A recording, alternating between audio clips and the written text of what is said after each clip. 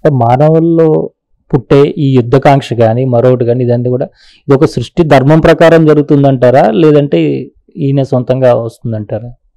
అంతా పరమాత్మే అంటే దౌష్ట్యం పరమాత్మ కాదా? అందుకే మన వాళ్ళు చిన్నప్పుడే పురాణాలు చదవమంటారు. కానీ ఇప్పుడు వచ్చిన సిక్కు ఏమిటంటే 80 ఏళ్లకు పురాణం చదువుతున్నాం. 8 ఏళ్లకు పురాణం చదువుకోవాల్సిన పోయి 80 ఏళ్లకు చదువుకుంటున్నాం.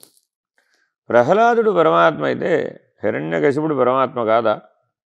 కానీ హిరణ్యకశిపుడు కూడా పరమాత్మ అనేటటువంటి అద్వైత జ్ఞానానికి ఒప్పుకుంటాం.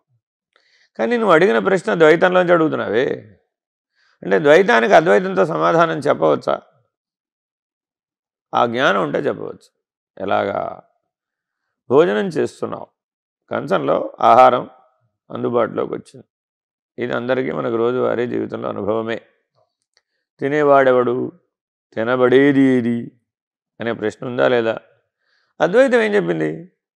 అన్నంచ బ్రహ్మ, భోక్తాచ బ్రహ్మ, అహంచ బ్రహ్మ, అంతా బ్రహ్మమే పో అని. మరి అలా ఉంటున్నామా?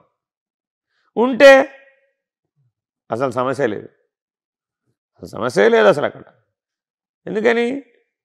రెండోది లేదు కదా. ఎప్పుడైతే ద్వైతాన్ని ఒప్పుకున్నామో అప్పుడేమైంది? ఆధిపత్యానికి వచ్చింది. అందుకే మనం వివాహ క్రతువులో కూడా మీరిద్దరూ ఒకటే అనే చెప్పి చేయిస్తాం, అంతేగాని వేరు వేరు అని చెప్పి చేయించాం. తాళి కట్టే ముందు భర్తకు చెప్తాం, అయినా అదిగో నీ సర్వమంగళ, నీకు అన్ని శుభాలను, అన్ని మంగళకరమైనటువంటి అంశాలన్నింటినీ వనగూర్చేటటువంటి జగన్మాత సర్వమంగళ రూపంలో ప్రత్యక్షమైంది, నాయన కట్టుతాళ్ళు అన్నాడు. కట్టాడు. కట్టిన తర్వాత ఆవిడికి చెప్పాడు, అమ్మా ఈయనే నీ పరమేశ్వరుడు, నువ్వు పరమేశ్వరి, ఆయన పరమేశ్వరుడు, మీరిద్దరు అభిన్నం అని చెప్పి కూర్చోబెడతాడు. జీవితంలో ఎప్పుడైనా మళ్ళీ ఆ సందర్భాన్ని గుర్తు చేసుకుంటున్నామా? అలా ఉంటే అసలు అక్కడ మీ ఘర్షణకు తావేది? వాణి హిరణ్య గర్భులు, లక్ష్మీనారాయణులు, పార్వతీ పరమేశ్వరులు ఇప్పుడు ఘర్షణలు పడలేదే. ఎందుకని? వాళ్ళకి అద్వైత జ్ఞానం ఉంది. మనం ఏం చేసాం? అయ్యవారు వేరే, అమ్మవారు వేరే అంటే కానీ మనకు ఆనందం లేదు. మరి మన అజ్ఞానాన్ని దేవతలకు పెట్టవచ్చా? చూడండి, ప్రతి చోట ఈ సమస్యలు మీకు కనబడుతున్నాయి. వాస్తవానికి భూమండలం మీద కనబడుతున్న ఉత్పాతాలన్నీ ఎవరో ఒకరి మనసులో ఉద్భవించినవే కదా, వేరే ఎక్కడి నుంచి వస్తాయి? ఇప్పుడు మనసులో ఉద్భవించే ఉత్పాతాలకి పరమేశ్వరుడే కారణమని చెప్దామా? ఆయన కార్యకారణాలకు అతీతుడు కదా. కానీ మనం అలా చెప్పుకొని సంతృప్తి పడుతున్నాం, భ్రాంతి చేత, సత్యం కాదు. అంటే ఇప్పుడు ఎన్నో ధర్మాలు, ఆశ్రమ ధర్మాలు, గురు పరంపరలు ఇవన్నీ ఉన్నాయి కదా గురుగారు. ఇప్పుడు ఈ చలాచలలో ఉన్నవారికి ఎలాంటి ధర్మాలను నిర్దేశించబడ్డాయి దైనందిక జీవితంలో వాళ్ళంతా? శంకర భగవత్పాదులు గారి గురువు గారు అందరికీ తెలుసు, గోవింద భగవత్పాదు. వారి గురువు గారు మాండూక్య కారికలు రాశారు కదా.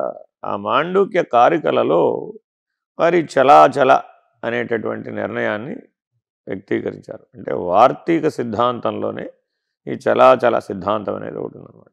అంటే ఈ సృష్టి అంతా కదులుతుంది, కదలదు, రెండు ఒకచోటే ఉన్నాయి. కదిలేది అక్కడే ఉంది, కదలంది కూడా అక్కడే ఉంది. కానీ మన దృష్టి ఎప్పుడూ కూడా కదిలేదాని వెంట పోతూ ఉంటుంది. ఎందుకంటే దృష్టికి ఉన్న లక్షణమే కదలటం, అంతే కదా. కాబట్టి శంకర భగవత్పాదులు దృగ్దృశ్య వివేకం అని చిన్న ప్రకరణ గ్రంథం అందించారండి. అదేం చెప్తుందంటే, దృశ్యం ఎదురుకుండా ఉంది, చూచేవాడు కూడా ఒకడున్నాడు, వాడెవడు? ద్రష్ట. దృశ్యం సత్యమా, ద్రష్ట సత్యమా అని మొదటి విచారణ లేవనెత్తుతుంది. ఏం చెప్తాడు అక్కడ అంటే సూత్రం మనందరికీ తెలిసిందే, దృశ్యం తనశ్యం. మరి ఎవరు సత్యం? చూచేవాడు సత్యం, ద్రష్ట సత్యం అని చెప్పి, దృక్కు లేకుండా ద్రష్ట ఎలా చూస్తాడండి? ఈ ద్రష్టకి దృక్శక్తి ఉండాలా వద్దా? లేకపోతే ఎలా చూస్తాడు? కాబట్టి దృక్కు సత్యం. ద్రష్ట సత్యమా, దృక్కు సత్యమా? దృక్కే సత్యం, ద్రష్ట సత్యం కాదంటాడు. మళ్ళా కాసేపు ఆగి, ఏమండి ద్రష్ట దృశ్యం దృక్కులో భాగం కదా? భాగం కదా. మరి ఇప్పుడు ద్రష్టాదృశ్యం అసలు ఎక్కడున్నాయి? ఉన్నది దృక్కే అంటాడు. అక్కడికి తీసుకొచ్చిన తర్వాత, ఏమయ్యా కథలనేది అసలు ఎలా చూస్తుందే? కదలని దానికి దృక్కు ఎలా ఉంటుంది? కాబట్టి అది దృగ్రహితం. దృక్కు కలిగినది కదిలేది, దృగ్రహితమైనది కదలంది అని తేల్చేస్తాడు. సూటిగా తెలిపోలేదు. కాబట్టి కైవల్యాశ్రమ చలాచల బోధోపదేశ మందిరంలో కదిలేదాన్ని చెప్తాం. ద్వైత, విశిష్టాద్వైత, అద్వైత సాంప్రదాయాల్ని తెలియజేస్తాం. కథలని దాన్ని తెలియజెప్పేటువంటి అచల సాంప్రదాయాన్ని తెలియజేస్తాం. అందరూ నాలుగింటిని సమన్వయంగా తెలుసుకోవాలి. అదే సనాతన ధర్మం. ఏ ఒక్కదానికో మేము కట్టుబడిపోయామనేది పీఠ పారంపర్యం అవుతుందేమో కానీ గురు పారంపర్యం అవుతుంది. మానవుడికి ఏం కావాలి? గురు పారంపర్యమే కావాలి కానీ పీఠ పారంపర్యం కాదు. ఎక్కడో పీఠ పారంపర్యం అనేటటువంటి బరువు కింద మానవుడు నలిగిపోతున్నాడు. అది అప్పుడు సామాజికం అవుతుందే కానీ పారమార్థికం కాదు కదా. కాబట్టి సనాతన ధర్మం అన్నింటినీ సమన్వయంగానే స్వీకరించమని, అంతే తప్ప అసమతౌల్యత లేదు అక్కడ.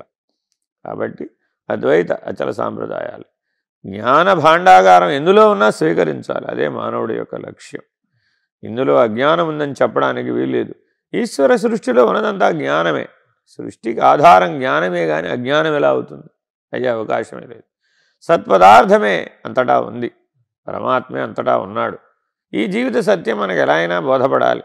ఆ బోధపడడానికి చెప్పబడినటువంటి మార్గాలు అంతే, అవన్నీ తెలియచెప్పబడతాయి.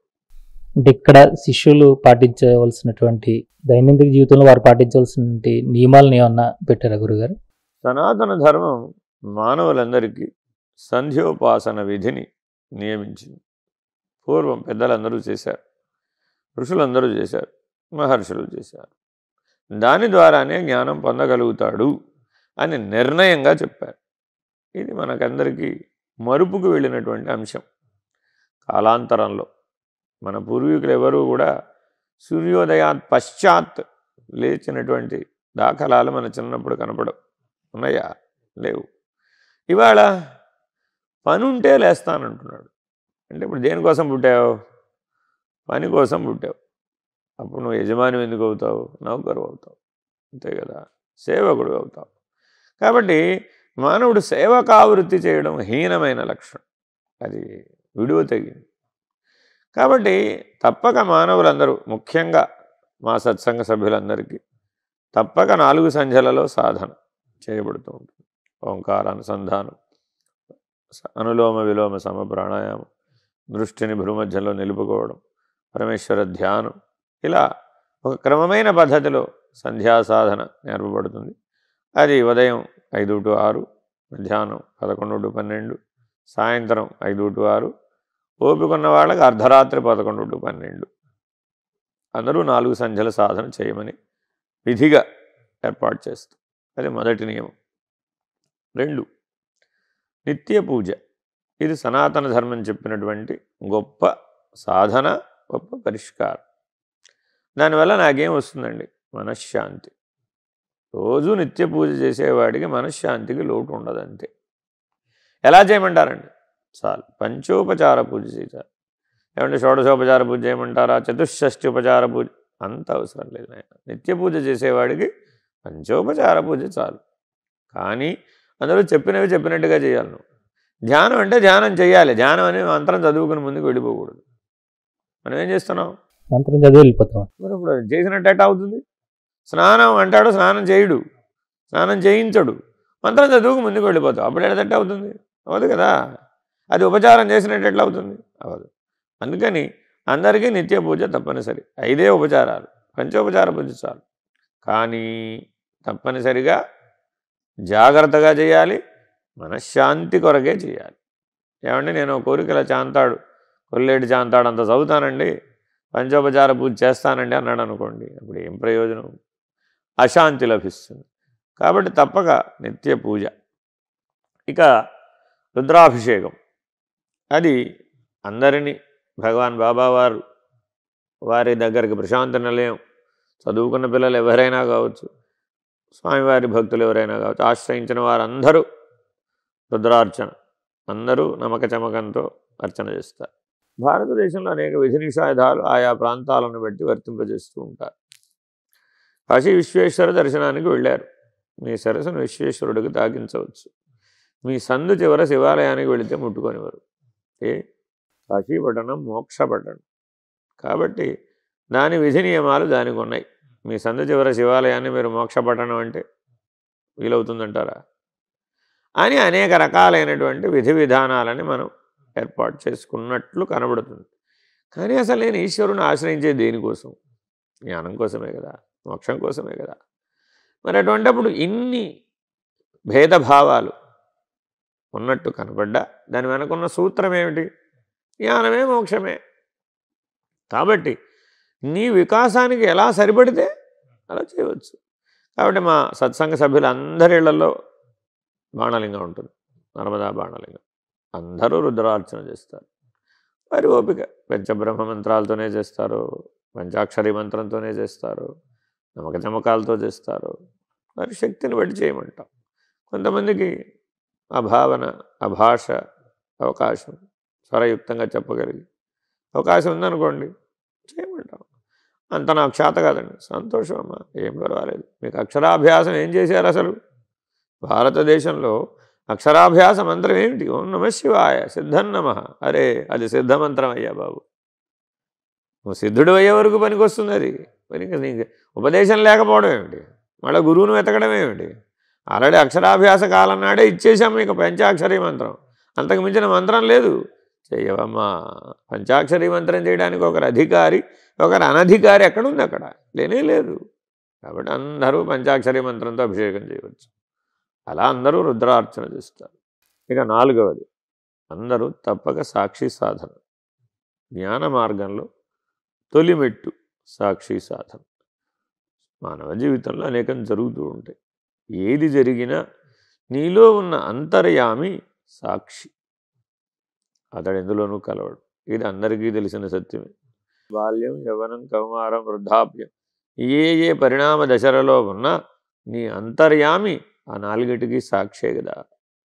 కాబట్టి మరి ఆ సాక్షి సాధన ద్వారా నీలో ఉన్న అంతర్యామిని గుర్తించు. ఇది చాలా చాలా ముఖ్యమైనటువంటి దశ. ఇలా ఎప్పుడైతే చేస్తారో అందరూ జ్ఞాన మార్గంలో ప్రవేశించేస్తారు. మొదటి 3 ద్వైతం, విశిష్టాద్వైతం ఇమిడి ఉన్నాయి. సామాన్యంగా విశేషంగా లేవు. కాబట్టి దేన్నైనా తగుమాత్రంగా మీరు స్వీకరించారనుకోండి అది ఔషధం, విశేషంగా స్వీకరించారనుకోండి అది భోగం. ఇంతే తేడా. కాబట్టి ప్రసాదం ఎంత ఉండాలి? తగుమాత్రం, భోగంగా ఉండకూడదు. కాబట్టి వేదాంతం కూడా ఎలా ఉండాలి? తగుమాత్రంగా ఉండాలి. ఔషధంలాగా పనిచేయాలి, దివ్య ఔషధంలాగా పనిచేయాలి. బ్రహ్మజ్ఞానానికి కారణం అవ్వాలి. నీలో బ్రహ్మాను చింతనాన్ని మేల్కొలపాలి.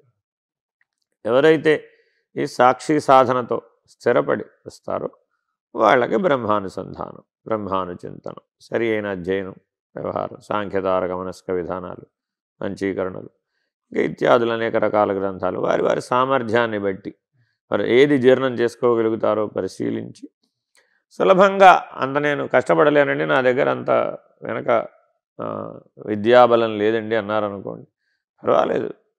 పంచలింగ శతకాలని 5 శతకాలు ఉన్నాయండి. ఆ 5 శతకాలు నేర్చుకుంటే చాలు. చిన్నప్పుడు మనందరికీ ఏం నేర్పారు? పెద్దవాళ్ళు పిల్లలకి ఏం నేర్పేవాళ్ళు? సముద్ర శతకం నేర్చుకోరా, వేమన శతకం నేర్చుకో. ఏం సరిపోలేదా? ఆనాటి కాలంలో ఏ పిహెచ్డీలు చదువుకోవాలి. కానీ వాళ్ళు మనకంటే వివేకంతో జీవించారు. వివేక ప్రధానానికి శతకాలే సరిపోతాయి. ఆ 5 పంచలింగ శతకాలు చదువుకుంటే వేదాంతం అంతా అందులో ఉంటుంది. అఖిల జీవ సంఘ ఆత్మలింగ అని ఆత్మలింగ శతకం ఉంటుందండి. శుభగ పుష్పభృంగ శూన్యలింగ అని శూన్యలింగ శతకం ఉంటుందండి. ఇలా సాక్షలింగ శతకం ఉంటుందండి. ఇలా అచలలింగ శతకం ఉంటుంది. అలా కైవల్యలింగ శతకం ఉంటుంది. ఈ పంచలింగ శతకాలు చదువుకుంటే అర్థమైపోతుంది. అలా కూడా చేయవచ్చు. లేదంటే నాకు సామర్థ్యం ఉందండి, నేను అధ్యయనం చేస్తానండి, ఆ సంతోషం. ఈశ్వరానుగ్రహం ఈ జన్మలో విద్యాగంధం అబ్బింది, చక్కగా వినియోగించు. యోగ వాసిష్టం చదువు, జ్ఞాన వాసిష్టం చదువు, బృహద్వాసిష్టం చదువు, వాసిష్టత్రయం, ఆ 3 చదివితే చాలండి. లేదండి ఈ దాహం తీరనది, నేను ఎంతైనా చదువుతానండి, నేను ఎంతైనా చదువు. శంకర భగవత్పాదులు అద్వైత వేదాంతం మీద ఎన్నో గ్రంథరత్నాలను మనకు అందించేశారు, చదవండి. అలా వారి వారి యొక్క సామర్థ్యాన్ని బట్టి వారిని ప్రోత్సహిస్తూ ఉంటాం. కానీ అందరికీ సామాన్యం మాత్రం సాంఖ్య తారక అమనస్క విధి. సీతారామాంజనేయ సంవాదం అని శ్రీరామచంద్రమూర్తి గురువై ఆంజనేయుడికి బోధించినటువంటి గొప్ప ఉపదేశ గ్రంథం. అది మానవులందరూ తప్పక చదవాలి.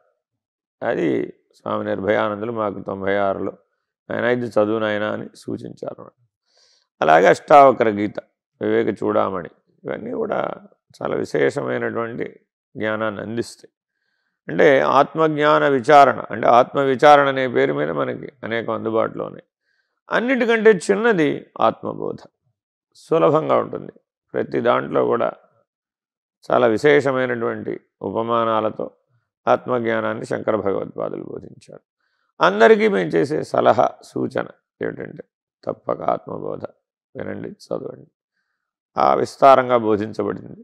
మేము కూడా చాలా కాలం బోధించాం, సుమారు ఒక 6 నెలల పాటు దాన్ని బోధించాం. కాబట్టి అందులో దాదాపుగా అందరికీ అన్ని సందేహాలు నివర్తమయ్యేటటువంటి అవకాశం ఉంది. అలా శంకర భగవత్పాదులు చెప్పారు. అద్వైతం సులభంగా వంటబట్టే ఉపాయం ఆత్మబోధ. ఆత్మబోధ విన్నా నేను ఇంకా ద్వైతంలోనే ఉన్నాను అంటే ఎక్కడో సాధన లోపం ఉందని అర్థం. కాబట్టి సరైన సాధన చేసినటువంటి వాడు, సరైన విచారణ చేసినటువంటి వాడికి ఆత్మబోధ చక్కటి అద్వైత జ్ఞానాన్ని అందిస్తుంది. కాబట్టి ఆత్మబోధని, అలాగే బ్రహ్మజ్ఞానాన్ని అందుకోవడానికి తత్వబోధ అనే ఒక చిన్న ప్రకరణ గ్రంథం చెప్పారు. అది కూడా విస్తారంగా బోధించబడింది ఒక 6 నెలల పాటు. అది కూడా అందుకోమని చెప్తాం. ఇవి సామాన్యంగా అందరికీ చేసేటటువంటి సూచనలు.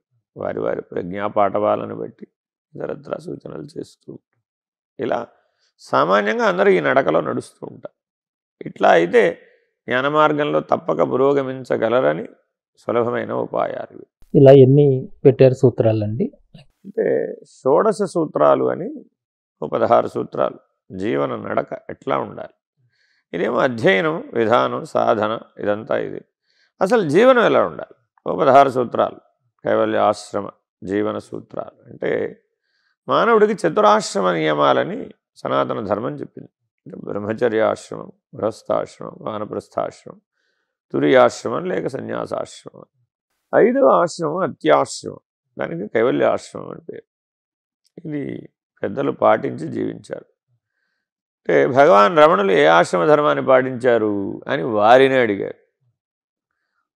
మాకు ఆశ్రమ ధర్మాలతో పనేమి అన్నారు వారు. అంటే అర్థం ఏమిటి? ఆశ్రమ ధర్మాలకు అతీతుడు, అది కైవల్యం. అంటే ఏదైనా ఒక ఆవరణ చేత, ఒక ధర్మం చేత, ఒక నియమం చేత, ఒక కర్మ చేత బంధించబడదు, బాధించబడదు, నియమించబడదు, అది కైవల్యం. కాబట్టి మాకు కూడా జీవన ధర్మానికి, ఆ కైవల్య ఆశ్రమానికి 16 సూత్రాలని అందరికీ అందించాం. ఇప్పుడు దాదాపుగా మీకు చెప్పిన వాటిలో కొన్ని వాటిని వివరించాం. అలా అందరూ పాటిస్తూ ఉంటారు.